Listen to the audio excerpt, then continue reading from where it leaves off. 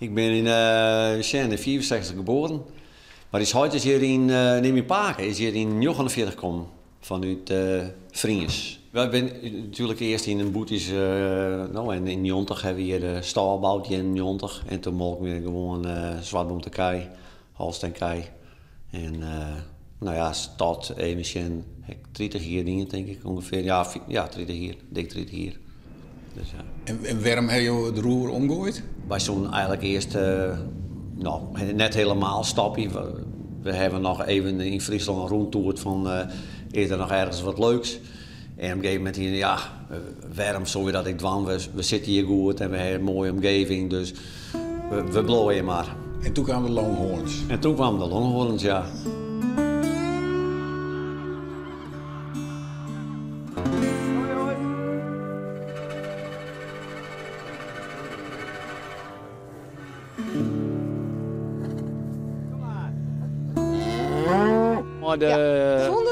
De Longhorns, zeg maar.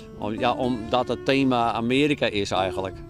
We moeten net zo volle vertellen over hoe de show dan precies wordt. Want dat is een beetje het geheimige, zeg maar. Maar we komen wel op, het is een act, zeg maar.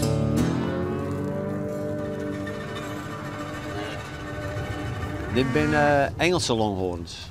Ja. We stoppen met melken, we hebben van vlees voor kozen. Mooie zoon, die zoon zit ook mooi in de maatschap. Het is natuurlijk een hele andere omslag zoals de melkveehouderij heeft, want dan start ze maar met melken voorin.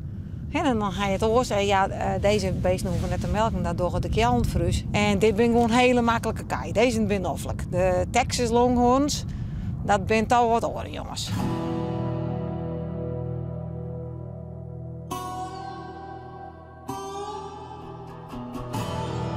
Nou, deze is meer voor de show eigenlijk. Dan moest je eerst wel wennen.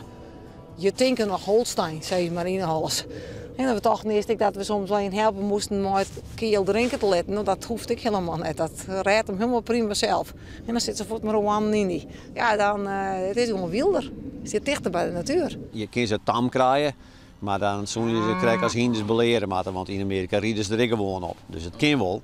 Maar dan moet je dat tijd om besteden. Dat hebben we tot nota net. Dus misschien in de toekomst dan zul je ooit nog hier op zijn kool rieden. Maar dat zit er nou nog net in. Duurzaam.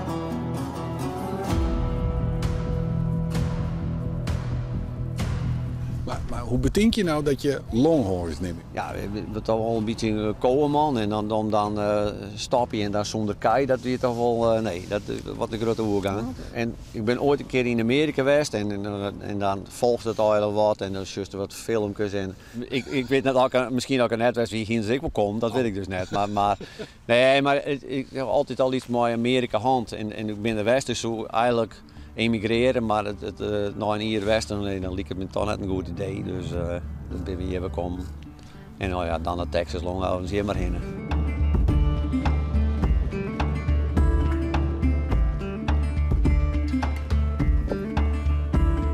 Ga je nog een rol in de show?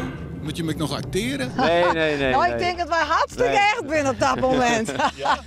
Nou, we binnen wel in de show, maar hoe dat dan precies alweer mat, dat hing het een beetje van wat die beesten naar willen en ook überhaupt krijgen ze in de arena van wij gaan wel nou straks zien dat ze gaan oefenen en dan zetten wij de Engels en de Texas die het mooi gingen, die doggen ik bij elkaar, dat die vast ongewenst binnen.